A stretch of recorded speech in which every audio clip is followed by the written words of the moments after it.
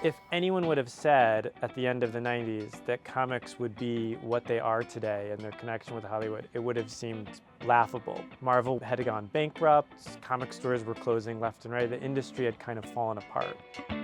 How did it suddenly come back from the dead?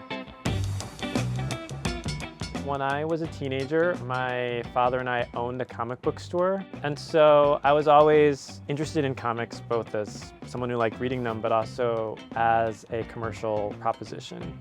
This book that I'm working on with Harris is on Hollywood and the American comic industry. Most people want to hear that we're talking about comics and in the realm of literary studies and examining the characters, but I have to say to them that that's not what we're doing.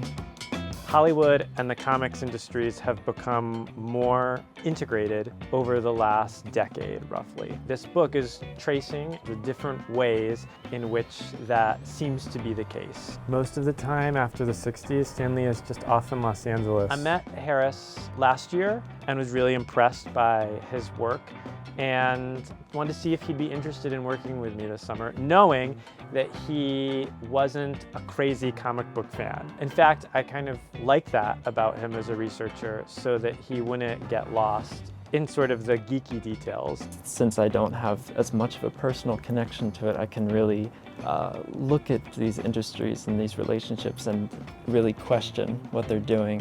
It's a wonderful experience, something I didn't really imagine I would be doing.